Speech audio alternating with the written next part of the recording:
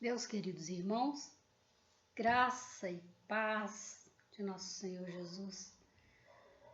Hoje nós vamos estudar a lição da Escola Bíblica Dominical e nós vamos estudar a lição número 18 da nossa revista. O nosso assunto hoje é sobre o pecado. E o nosso texto básico, Efésios 2, de 1 a 10. Nós vamos proceder à leitura desse texto. Efésios 2, do versículo 1 até o versículo 10.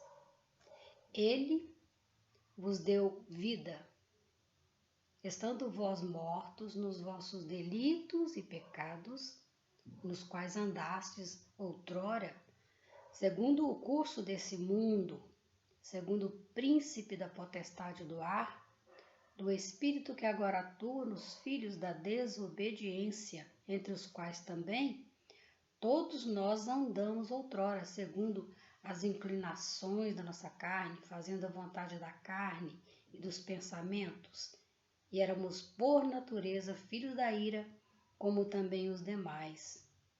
Mas Deus, sendo rico em misericórdia por causa do grande amor com que nos amou, e estando nós mortos em nossos delitos, nos deu vida juntamente com Cristo. Pela graça sois salvos, e juntamente com Ele, nos ressuscitou e nos fez assentar nos lugares celestiais em Cristo Jesus, para mostrar, nos séculos vindouros, a suprema riqueza da sua graça em bondade para conosco em Cristo Jesus. Porque pela graça sois salvos mediante a fé, isto não vem de vós, é dom de Deus, não de obras, para que ninguém se glorie.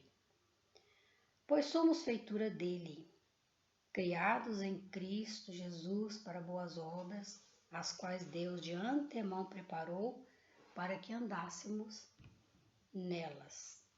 Esse é o nosso texto básico da lição de hoje. Então, como hoje nós vamos estudar sobre o pecado, nós vamos falar sobre a sua origem e o que ele vem a causar na vida de todo ser humano na Terra. Nós sabemos que a primeira manifestação do ato pecaminoso foi na congregação dos anjos no céu, que causou a queda de Lúcifer, o príncipe maior. Neste ato de rebelião contra Deus foi que o pecado se originou. Isaías 14, 12, até o versículo 14, ele nos deixa registrado assim, essa é a versão da NVI. Como você caiu dos céus, ó estrela da manhã, filho da alvorada, como foi atirado à terra você que derribava as nações, você que dizia no seu coração, subirei aos céus, erguerei o meu trono acima das estrelas de Deus, eu me assentarei no monte da Assembleia, no ponto mais elevado do Monte Santo, subirei mais alto que as mais altas nuvens e serei como o Altíssimo. Satanás, ele usurpou o direito de ser o próprio Deus. Ele queria ser como Deus. Ele não usurpou, ele queria usurpar, ele queria tomar o governo nas suas próprias mãos. Ele era egoísta, né? Ele era invejoso. Ele não se contentava em ser o maior príncipe do céu, o mais brilhante, o mais importante. Ele queria subir acima do seu próprio Criador. Ele queria o governo. Então, Isaías deixa registrado aqui a sua queda, o primeiro ato de rebeldia que veio a originar o pecado. Também temos um outro texto lá em Ezequiel que fala sobre essa queda, né? Então, quando Deus criou o primeiro homem, o primeiro ser humano, que foi Adão, Satanás então entrou através da própria criação de Deus, atingindo toda a humanidade na terra. Ele levou Adão e a Eva à desobediência. Ele desviou o ser humano do propósito de Deus. Por isso, toda a criação é considerada culpada no ato de desobediência de Adão por causa da natureza corrompida do homem desde o seu nascimento. Pecado e culpa não são herdados, mas a natureza pecaminosa e corrompida, essa passa de geração em geração. Portanto, irmãos, todos nós nascemos pecadores. Quando Isaías faz esse relato, ele fala: este é Satanás. Ele antes era Lúcifer, o anjo de luz, conforme descreve Ezequiel. Ele, lá em Ezequiel, capítulo 28, em Ezequiel capítulo 28, vamos ver aqui esse texto.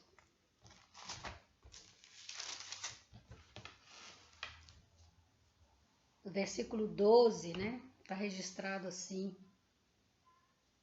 filho do homem, levanta uma lamentação contra o rei de Tiro e diz-lhes assim.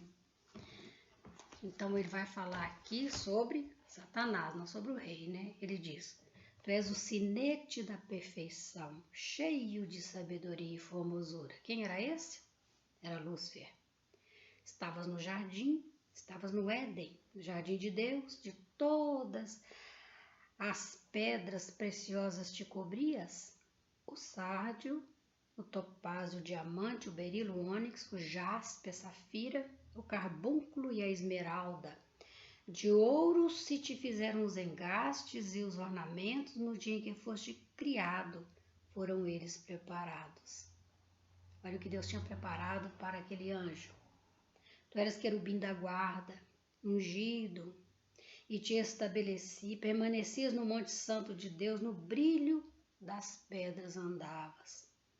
Perfeito eras nos teus caminhos, desde o dia em que foste criado até que se achou iniquidade em ti. De quem Deus estava falando? De quem Ezequiel discorria? De quem Deus estava falando? De Lúcifer, o anjo, o guarda dos anjos, ungido de Deus. Quem estava no Éden? Quem estava no Éden era Lúcifer. Ele tinha o direito de morar no Éden. Estavas no Éden, jardim de Deus, versículo 13. E fala da grande beleza, da suntuosidade daquele ser criado. Quem Deus colocou para habitar no Éden após a criação? Adão, o primeiro homem. Foi lá que Deus o colocou para morar. E a inveja de Satanás se multiplicou contra o homem. O capítulo 3 de Gênesis relata a ação de Satanás enganando o ser humano, levando seu coração a desejar o mesmo que Satanás desejava, se igualar a Deus. Esse ato de insubordinação do homem contra o seu Criador trouxe então consequências terríveis para toda a humanidade. O salmista Davi, ele era muito sensível, ele sentia nele mesmo essa ação do pecado, essa consequência de ser pecador. No Salmo 51:5 ele diz assim: sei que sou pecador, desde que nasci. Sim, desde que me concebeu minha mãe. Ele sabia que ele tinha nascido pecador e ele se sentia mal por isso. E no Salmo 58:3, o salmista diz: os ímpios erram o caminho desde o ventre, desviam-se os mentirosos desde que nascem. Então nós nascemos o quê? Pecadores, com natureza caída, com natureza corrompida. Então o que ele queria dizer com isso é que somos todos concebidos com uma natureza pecaminosa, trazendo conosco, desde o nascimento, o germe do mal. Então, irmãos, quando nós nascemos, o pecado nasce conosco. Por quê? A natureza estragada do homem está em todo ser gerado. Quando nós nascemos, trazemos conosco essa natureza. Então, falando sobre a origem do pecado. Agora vamos falar na origem do pecado no homem, porque nós vimos que a origem do pecado em si mesmo, ele se originou nos lugares celestiais, lá no coração do querubim ungido, precioso, lindo, que se insubordinou contra a ordem de Deus, contra a posição de Deus, contra o trono de Deus e usurpou ser maior do que Deus. Então, na Bíblia, nós encontramos ensinamentos baseados em dois princípios. A Bíblia nos fala sobre a santidade e sobre o pecado.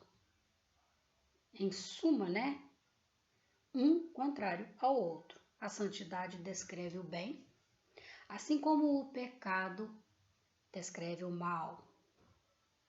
Então, o conhecimento da doutrina do pecado, chamada pelos homens hamartiologia,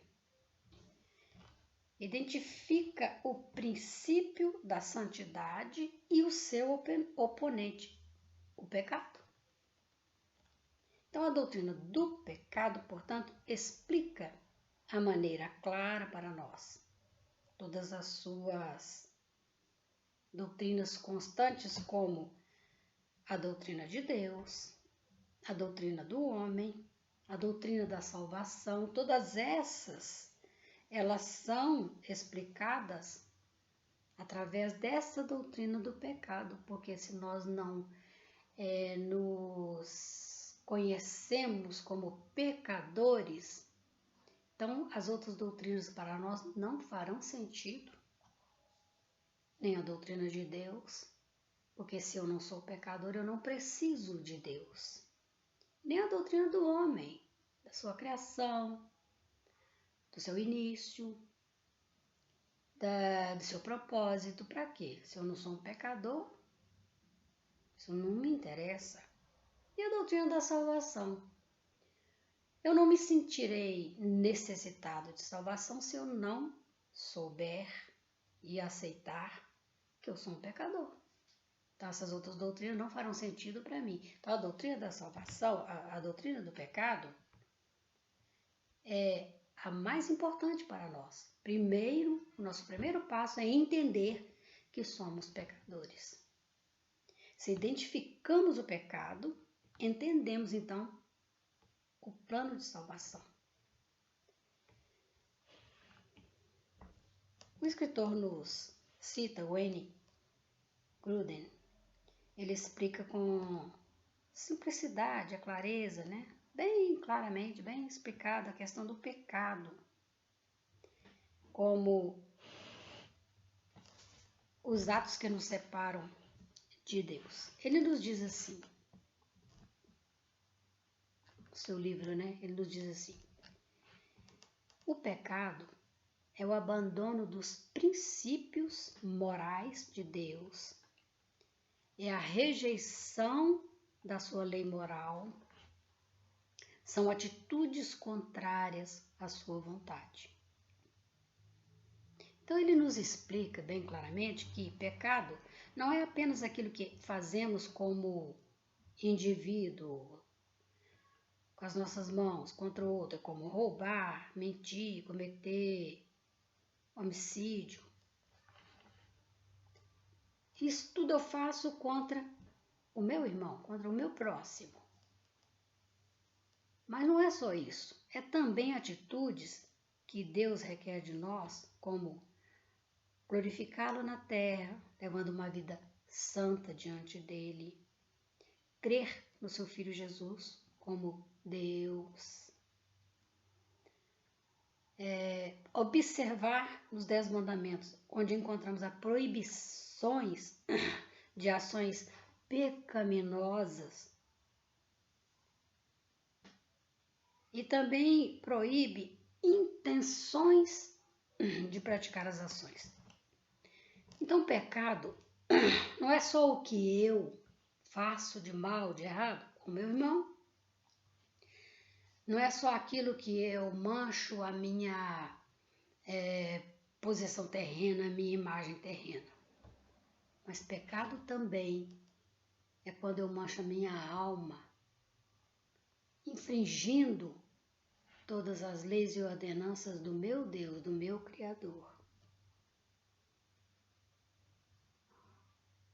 Quando eu pratico ações que ferem o coração de Deus, isso também é pecado. Então, ações são atos cometidos contra Deus. Intenções são geradas em nós que vão nos levar às ações.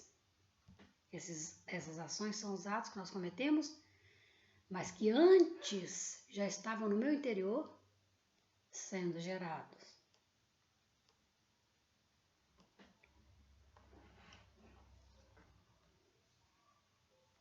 O desejo de fazer o mal também é pecado, mesmo que ele não tenha sido praticado. Êxodo 20:17 diz assim lá nos 10 mandamentos: não cobiçarás a casa do teu próximo, a mulher do teu próximo, o servo do teu próximo, a serva do teu próximo, o boi, o jumento, nem coisa alguma que o pertença. Então, o pecado de eu querer essas coisas e alimentar dentro de mim o desejo de possuir essas coisas que é do outro, também constitui pecado, mesmo que eu não faça. Intenção e ação. Então, nos nossos dias, a riqueza, os bens terrenos, o bom emprego, a bela esposa, os filhos obedientes, bem-sucedidos e outras coisas mais, nós podemos invejar, desejar.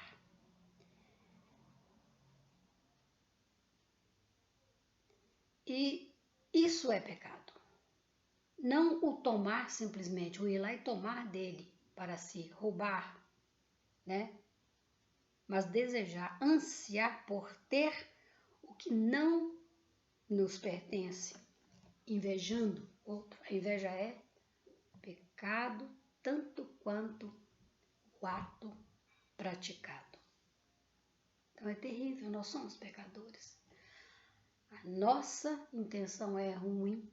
A Bíblia diz que o nosso coração é enganoso, é mau. Nós devemos fazer com que ele se cale. Então vamos ver. O que é pecado original que tanto o mundo fala? O pecado original. Pecado do primeiro homem. Adão, o princípio da criação de Deus. O primeiro ser criado. E dele sairia toda a humanidade. E dele, portanto, saiu toda a humanidade. Então Adão é o representante da raça humana diante de Deus. Ele transgrediu a ordem de Deus, trazendo a ruína para todos que dele procederiam. Ele deixou essa mancha no ser humano. Então, todo homem nascido após o pecado de Adão, após o seu pecado, todos os que vieram a existir depois dele foram contaminados pelo pecado. Por causa de quê? Da natureza humana, que antes, em Adão e Eva, antes do pecado, eram inocentes e santas. Suas naturezas eram inocentes, eram santas. Foi manchado pela desobediência.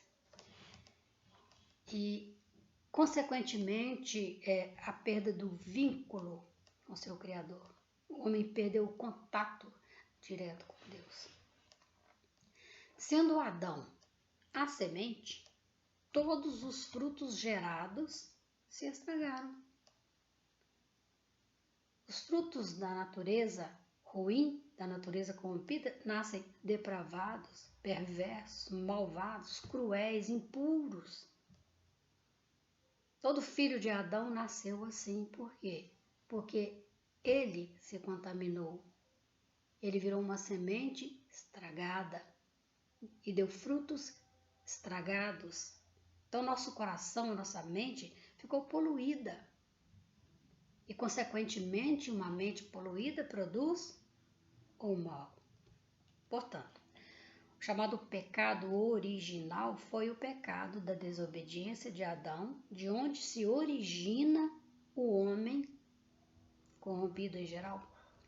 Esse pecado ou perversão moral passa para todo ser nascido. Toda alma nasce contaminada pela natureza dentro de cada um. Esse, então, é o pecado original. Ele é trazido da nossa própria natureza. Mas existe também um pecado chamado pecado individual. O que é isso? Isaías 59:7, ele nos diz assim: os seus pensamentos são pensamentos de iniquidade. Nos seus caminhos há desolação e abatimento. Então, o que ele quis dizer com esse pensamentos de iniquidade, caminhos desolados? Isaías aqui descreve o que existe dentro de nós e não nas nossas atitudes, nas nossas ações externas que nós praticamos, com o nosso corpo terreno. Não são as nossas ações, o que nós fazemos aqui, é o que nós trazemos dentro de nós quando nascemos.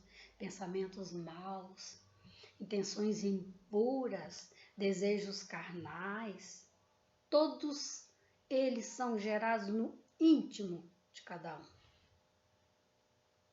Não pelas ações, mas pelo próprio ser da nossa natureza.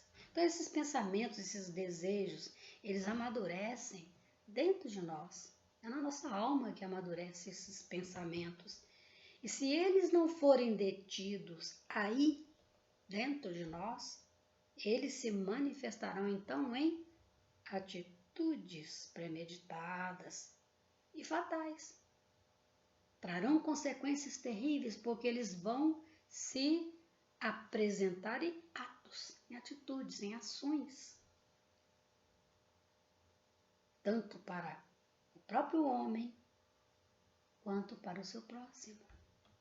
Porque ele vai praticar coisas ruins. E ele vai se prejudicar. E ele vai prejudicar o outro ser. Então, a sociedade condena pecados visíveis. Os que são comprovados, são provados, pelas atitudes tomadas. Como, por exemplo, o furto, o homicídio, o adultério. Aqueles que vão atingir o outro. A sociedade, ela só pune, só condena pecados visíveis através de atitudes. Mas o pecado fatal para o homem é o que ele comete dentro dele, no seu interior, infringindo a lei de Deus contra o próprio Deus. E este pecado, sim, é o que levará à condenação eterna. Esse pecado de rebeldia contra o seu Criador, a sociedade não conhece, não reconhece isso como pecado. Não há punição terrena. O homem infringindo a lei de Deus, ele não vai ser condenado pelo homem. Não traz punição, não traz condenação. Não pelo tempo determinado, porque a condenação terrena tem um tempo. Acaba. Mas é por um tempo eterno é que nós somos condenados por este pecado, que o mundo não condena e nem reconhece. Nós não trazemos, irmãos, bondade do berço. Nós nascemos carregando conosco o mal. Durante a nossa vida terrena, nós temos a oportunidade de quê? De encará-lo e vencer a sua influência sobre nós, sobre a nossa vida. O próprio Deus, ele nos deu o direito de escolher o nosso modo de viver aqui na Terra. Quando caminhamos como ser humano, a nossa existência humana torna-se uma batalha difícil dentro da nossa alma. Isso nos descreve, né? Paulo, quando ele alerta os Gálatas, capítulo 5, 17, diz assim: porque a carne, ela milita contra o espírito e o espírito contra a carne, porque são opostos entre si. O que é a carne? Nós. O que é o espírito? É o Espírito de Deus. Então, a nossa natureza terrena, ela briga com os princípios do Espírito Santo, que é Deus. E ele não tolera o nosso pecado, a nossa natureza terrena. Então, é uma guerra, é uma batalha, porque são opostos. A carne é a nossa maldade, desde a concepção, uma tendência à desobediência, à rebeldia, contra tudo o que se denomina bem. O que pode vencer a carne é só o Espírito Santo, que é Deus, o Deus presente. Quando é escolhido, chamado, desejado e convidado a morar dentro da nossa alma pecaminosa e lutar contra o mal da nossa natureza terrena. Então não há outro meio de vencer o mal que habita na nossa natureza corrompida e incapaz de fazer o bem. Só o próprio Deus, através do seu Espírito que habita em nós, que pode combater essa nossa natureza má.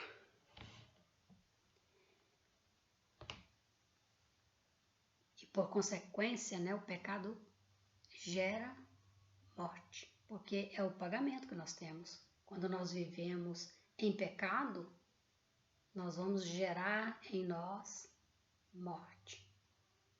Então vamos falar um pouquinho sobre morte. Falemos sobre morte. A mais trágica consequência do pecado gerado em nós pela nossa natureza estragada, pelo mal que habita dentro de nós.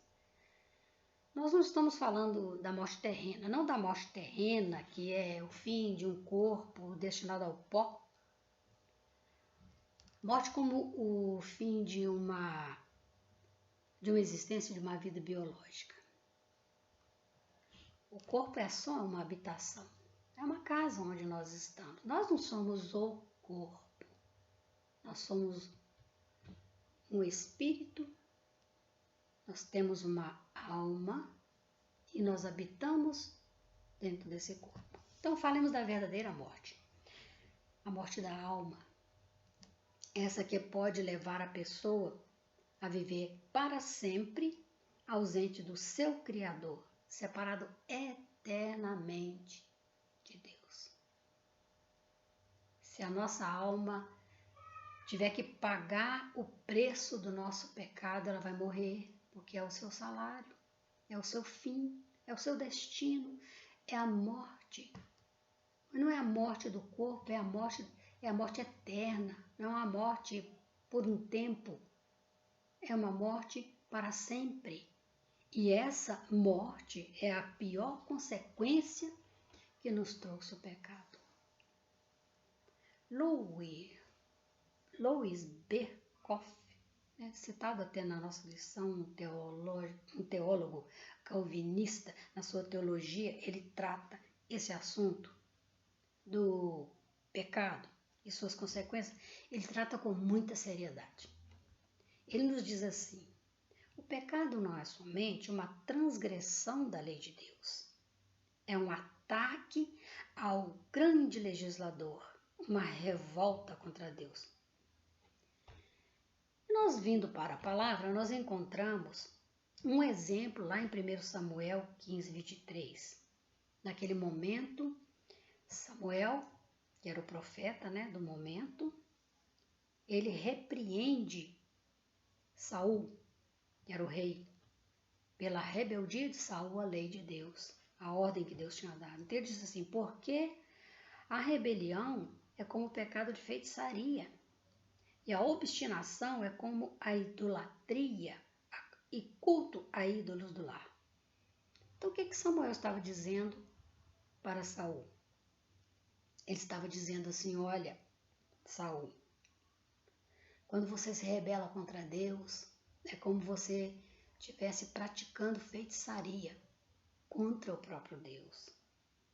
E a sua teimosia, a sua obstinação, a sua vontade, o seu desejo de pecar, Saul, é como idolatria e culto a ídolos do lar. É como se você abandonasse a Deus e buscasse para si um outro Deus.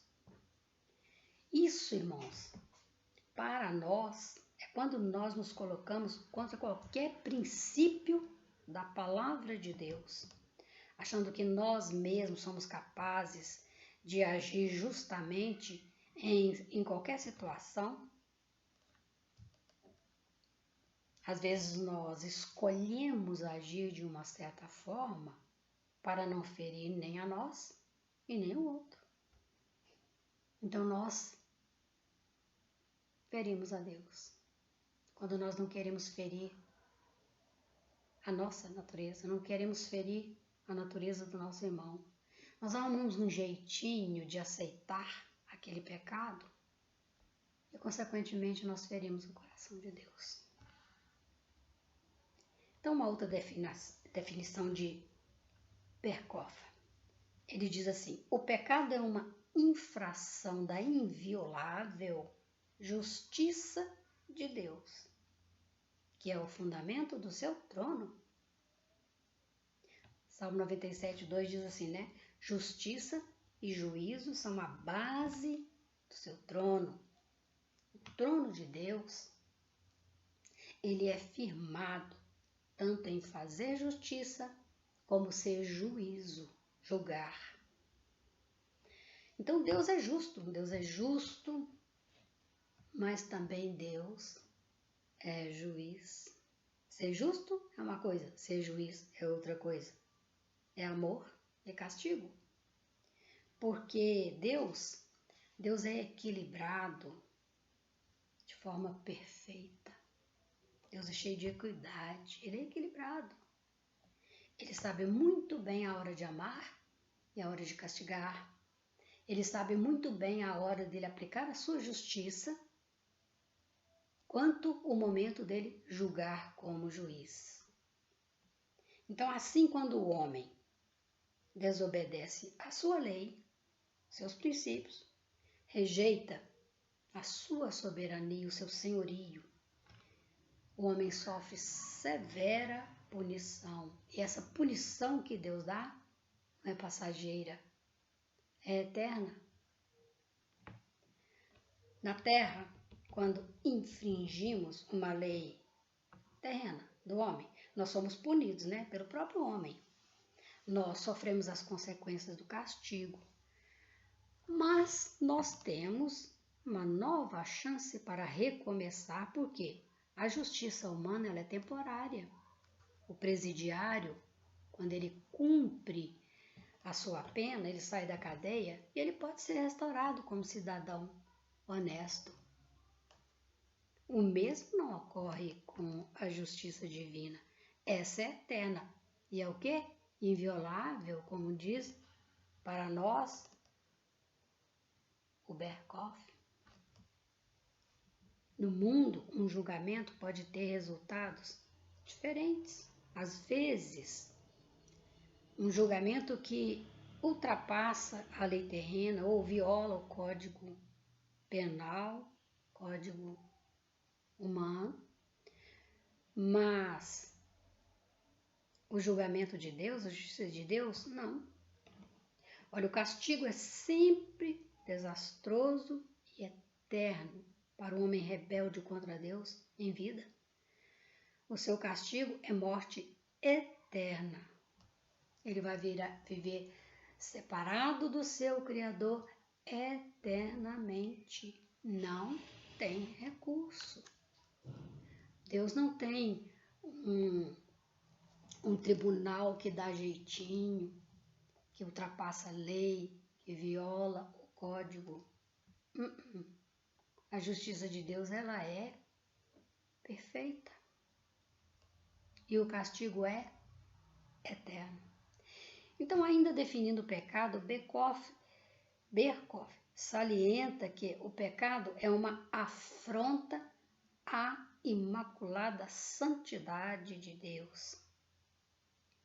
Deus requer o que de nós? Que sejamos santos em toda a nossa maneira de viver. Lá em 1 Pedro 1,16 nós lemos assim, porque está escrito, sede santo, porque eu sou santo. Quem disse isso foi o próprio Deus.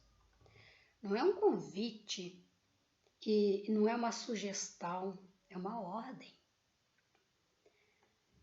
Não passageira. Essa ordem não é passageira, ela é eterna e ela é inviolável, ela não pode ser mudada. Ela não prescreve e ela também não muda. Nós insultamos a Deus quando nós praticamos pecado, dando vazão à nossa natureza carnal, nossa natureza corrompida. Nós estamos insultando a Deus. Considerando a posição de Deus quanto ao pecado, nós entendemos a punição do pecador. Êxodo 25 diz assim: Eu sou o Senhor teu Deus, Deus zeloso, que visita a iniquidade dos pais nos filhos até a 3ª e 4ª geração daqueles que me aborrecem. Quem vive em pecado constante, não se corrige, não se arrepende, não muda de vida, não retorna, ele fica inserido aqui, nesse texto. A punição pelo pecado não se limita só a essa vida terrena. Mas após a nossa vida terrena, vem a morte física do nosso corpo, mas a punição do nosso pecado continua. Ela não é temporária. Então, quando o pecado entrou no coração do primeiro homem, do Adão, gerou a desobediência, o levou à queda. A primeira consequência que se seguiu após o seu pecado, a sua transgressão, foi a morte física. Foi o primeiro castigo do homem, que separa o homem do mundo, desse mundo onde ele vive, das pessoas queridas, cessa, a sua existência nessa terra, causando muito sofrimento, muita dor. A morte física é terrível para quem fica, porque ela nos separa daqueles que amamos. Todos que ficam aqui e vê, o outro partir, eles sofrem terrível dor, terrível sofrimento. É muito triste. E foi a primeira coisa que a desobediência de Adão causou. A segunda consequência, ou a consequência mais terrível, é a chamada segunda morte. Não é a morte física, essa não é a pior. Depois dela, vem a morte espiritual, que nós chamamos de segunda morte. Muito pior do que a primeira, porque esta morte, sim, nos separa eternamente do nosso Deus, do nosso Criador. É uma separação eterna. E é uma separação terrível porque não tem conserto. Essa morte não é a morte do corpo, é a morte da alma.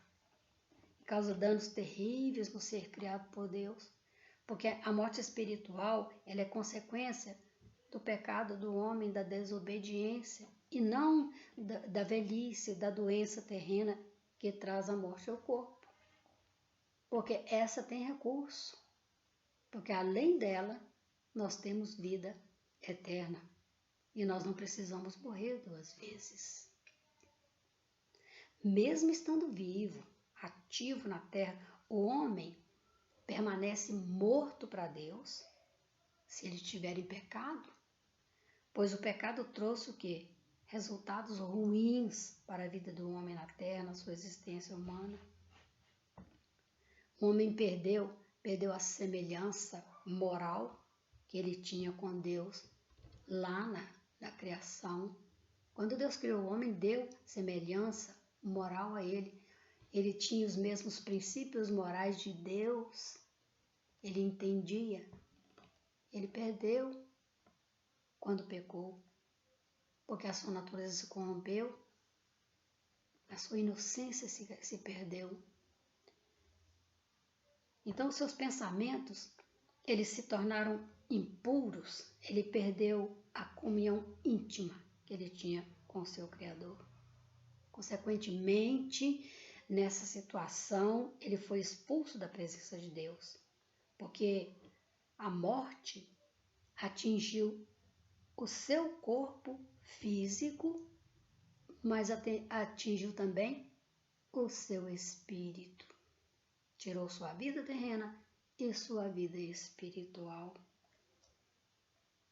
O seu espírito eterno, que o mantinha unido a Deus. E, consequentemente, o homem tornou-se carnal, pecador, corrupto. Ele fugiu de Deus. Nós temos isso registrado, em Gênesis 3:8, quando fala assim: esconderam-se da presença de Deus o homem e sua mulher por entre as árvores do jardim. Eles já não se sentiam à vontade de habitar ali na presença do seu Criador, porque eles tinham perdido a semelhança com ele. Eles já não podiam ter a intimidade, aquela presença livre com o seu Criador. Eles não tinham mais dignidade de ser como Deus. E Deus não lhes permitiu voltar para o Éden, que significava a sua presença. Eles não puderam mais conversar com Deus, passear com Deus, conversar livremente com Deus, como eles faziam antes, porque agora havia uma separação. Pecado. Pecado nos separa de Deus. Então, com a queda pelo pecado, o homem quebrou a aliança com Deus.